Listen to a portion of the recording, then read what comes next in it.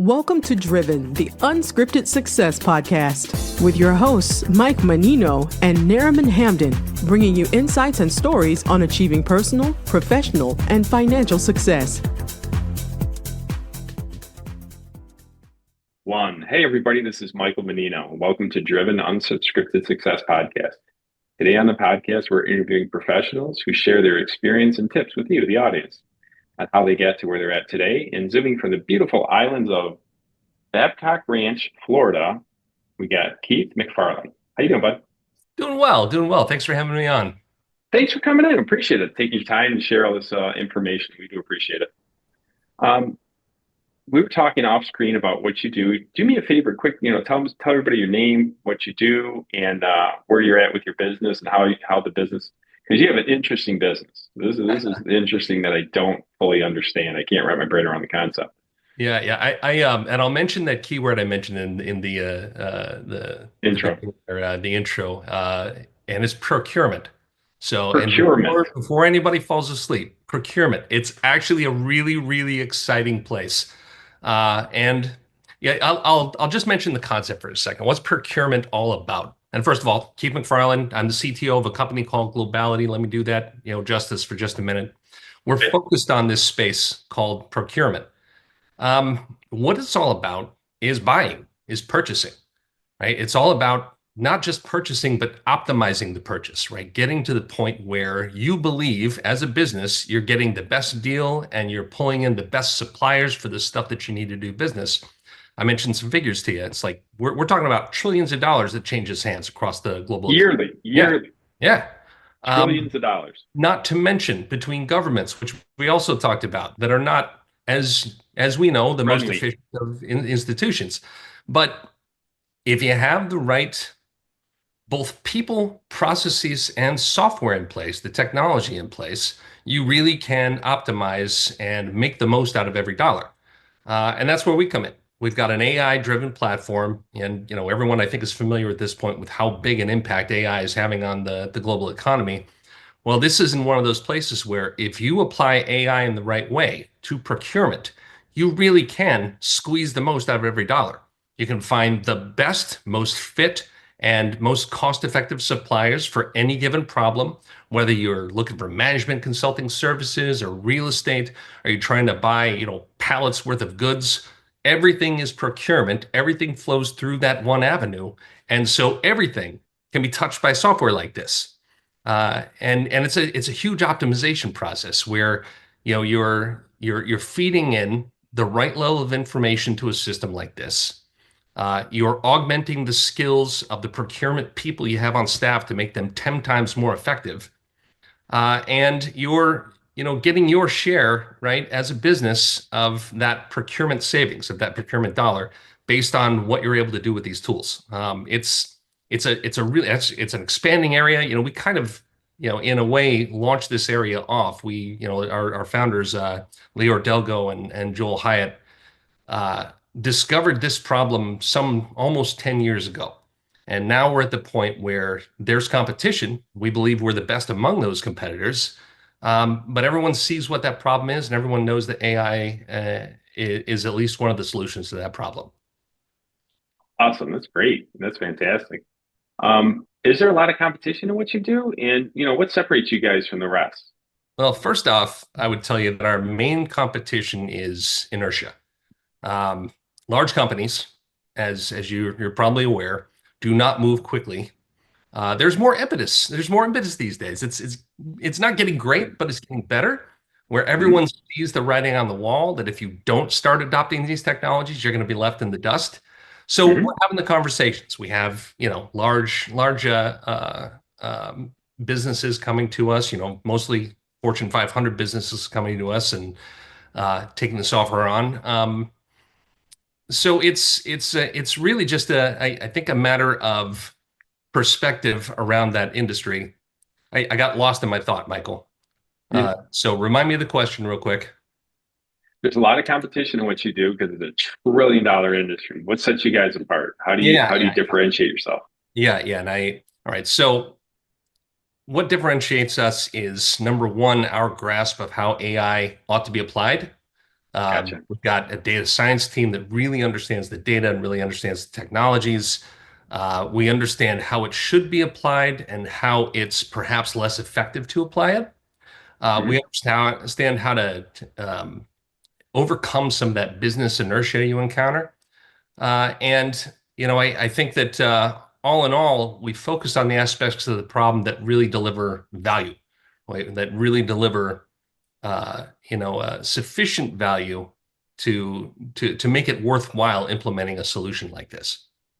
Gotcha. Makes sense. Have you found a great value in the AI? We found A great lot of value. people are. Both sides of the equation. So, and I think the reason is, Michael, what I mentioned there is that we've been doing AI for 10 years. And Really? yeah, absolutely. Absolutely. Everyone thinks about AI having exploded around, end of 2022, early 2023, when the great chat GPT explosion occurred, right? And everyone started to use it and it was shocked by its capabilities. That's all great, but we've been doing something like that, using machine learning models, using, core AI principles that have been around, in some cases since the 80s, the 50s, to apply to problems like this. Now, of course, these new models, these new technologies are shockingly capable. So they change the game entirely. But because we started off in this space, because we started with that principle of you have to use AI here because you're not going to be able to scale any solution if you don't, then we were ready. We were ready for that explosion. We were ready to apply the technologies. Well, you're 10 years ahead of everybody. That's our feeling. That's our feeling. We think it shows. Nah, I agree with you. If you're growing at an exponential rate, that's awesome. If someone listening to you, listening to us right now wants to get better at what you're doing, what would you say? What would you say to do? What would you suggest to them? If they want to get better, for example, at with procurement technologies. Well, if they want to get better in the procurement space, there's no better time now than to evaluate and start to use AI tools. Of course, Gotcha. I give that advice to anyone in any industry right now, is that if you're not evaluating the tools at your disposal, even just applying, the basic AI agent chatbots that come with Office 365, or, applying Claude or ChatGPT to your work, you're missing out. I tell my kids this too. I mean, I've got a son at Montana State University in a mechanical engineering degree, and nice. I taking after his dad. Yeah, well, see, engineers, my other son's an engineer too. And they, in his case, the mechanical engineer, I mentioned on a pretty frequent basis, hey, it's time to get an understanding of what AI is doing in that space. And, I think he's catching on. I think he's catching on. I think he would say that he's catching on. The engineering, eventually, I think AI will get to the point where it's just, we're the creatives and they're the implementers.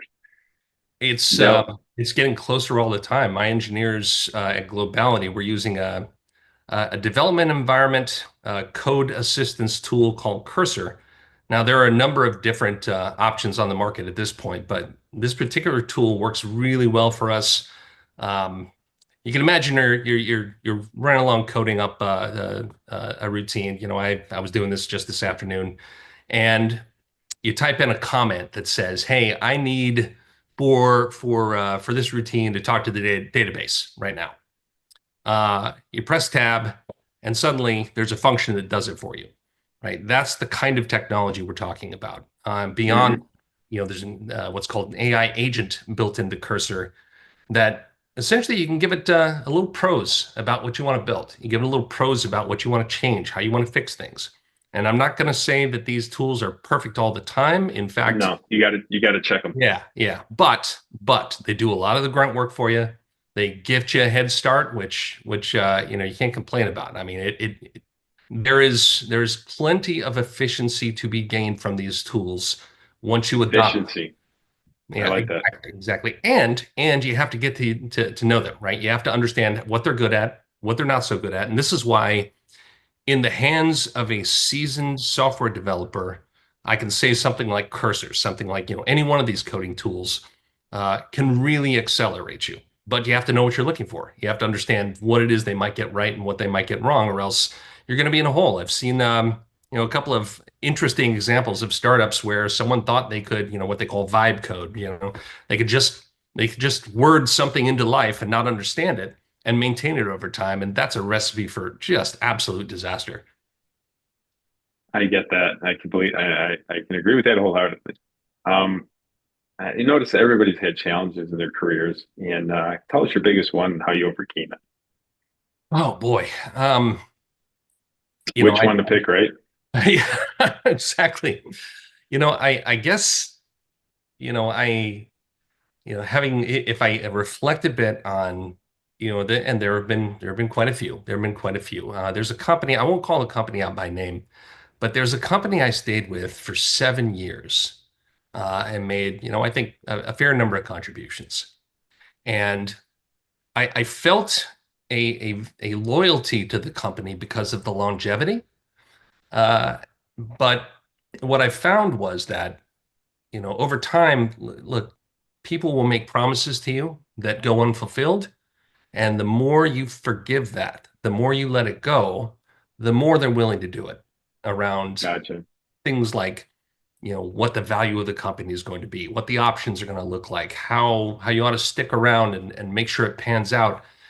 Um, if you have, number one, leadership that isn't leading, and number two, sort of someone who's willing to sell you a story. Um, I guess what I feel like is I got a better detector for that now. After that, Gotcha. I stayed too long. I put too much of myself into the company, and in the end, it wasn't what it should have been. It wasn't what it should have been. Um, and I moved on. Look, I moved on, and Right. everyone You'll be does. happier where you're at now. I am. I'm extremely happy where I'm at. And I was Nice. happy with my last gig as well. I had a great time working for Oracle for 4 years. So, it's just about, I guess it's about developing that sense of, is this real, right? Is this opportunity? Is this company? Is what I'm being told real? Really reflecting on it, and then making your choices based on not just your gut, the facts, but sometimes throw the gut in there as well. Oh, the gut. Yeah. Yeah. I can't agree with you more. My dad told me when I was a little kid, like 20 years old, he said, "You're good at reading people." And I'm like, well, what's that going to do with life? And how it's helped me through my whole life has been amazing. I That's can a smell the bullshit quick.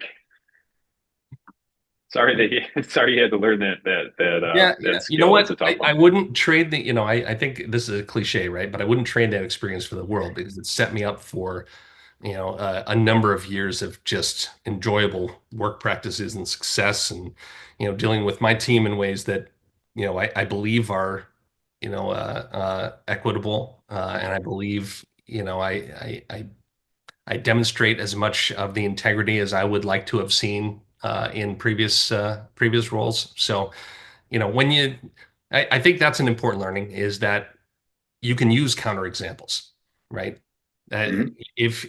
if you experience something negative and then don't learn from it and don't apply the lessons and don't pass those lessons on to others, then you gain nothing. And I believe I was able to gain a lot from that experience. And look, I learned a lot too. I worked with some great people. I worked with, some of the most stellar people of my life at that company. But in the end, the learning for me, the big learning was what not to do. Yeah. Well, sometimes it's an education in itself. Absolutely. Sounds like things are going a lot better for you now in your business. Looking forward to the future, wondering, if you give anybody creative tips on how to create passive income and how to invest. That's a big topic that nobody seems to really explain this, articulate well. Yeah, yeah. That's a really interesting one because here's what I would say. It's easy to run off and type the term AI into YouTube, and the top 10 results are going to be how you can make money today from AI. Hmm. And look, I, I, I'll give it to everybody for trying to make their own money and trying to build whatever they want to build. There is no easy way to success. There's no easy way to an easy life. right? You got to put the work in. You got to understand it. Hmm. And I guess what I fear about something like passive income and some of the schemes that I see is that they're dependent on this thought that, hey, I don't have to do much. I really don't have to understand much. I can just follow this cookbook. I just don't think that's true. I just think it's true. Hmm. Now, I think, some of the time-tested sort of passive income sorts of avenues, I'm interested in real estate. I'm interested in perhaps setting up businesses that revolve around AI and drive themselves. I mean, that's the sort of thing you could do if you found a problem. You could set up a chatbot with your knowledge, right, that knows how to answer certain kinds of questions and knows how to launch off activities that are valuable and execute those on your behalf. As long as you're monitoring a system like that, you can charge people for it. Absolutely. But the key is, Hmm. you have to, number one, understand what you're doing. Actually, first and foremost, you have to actually find a valuable problem to solve. And second, you have to understand what you're doing with the technologies, which doesn't take as heavy a lift as it did previously, but you still have to kind of grasp it. And third, you have to be willing to invest a bit of your own energy before the flywheel spins, right? So I guess that's what I put on the table. I wouldn't knock the idea of passive income to any extent, and here's to everybody who can make it work. But I think it takes mental investment, and it takes sort of that a bit more energy than some people are willing to put in to make it fly. Agreed. Agreed wholeheartedly. I'm in the passive income in the real estate world. We invest in apartment complexes, and that's truly passive income. But you mentioned it right off the bat, real estate. But the other ones are kind of sus. I think the people that try and teach you how to affiliate market are making more than you'd make in the affiliate marketing. Probably true. Probably true. Yeah. I mean, it's I'm the just same guessing. boat. I haven't tried that one yet. I love the real estate part. Yeah, I Um, think, well, real estate is, it's got the right word in it, right? It's got real. It's stuff that people use. that's great. I'm So going to use that one. Real estate's got real in it. Yeah, it's real tangible. 100%. You can go up, touch it, feel it, and the problem it solves is homelessness. that's right. You got a home, and That's it.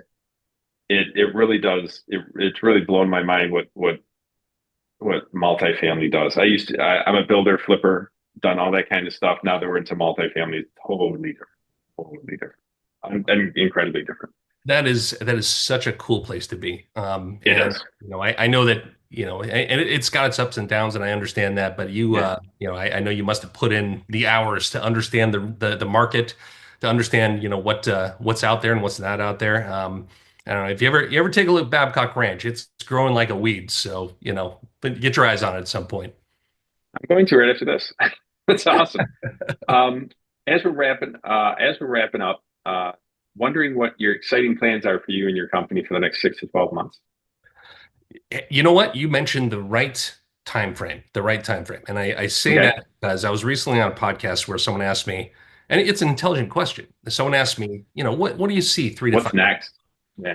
No, 3 to 5 years is just it. That is an eon in AI time. It's an Yeah, eon, but right, you know? 100%. Yeah, So, that's an so eon. Yeah, like yeah, it's if what someone said that the knowledge grows every 18 months. yeah, yeah. So it'll triple in 3 years. Oh, absolutely.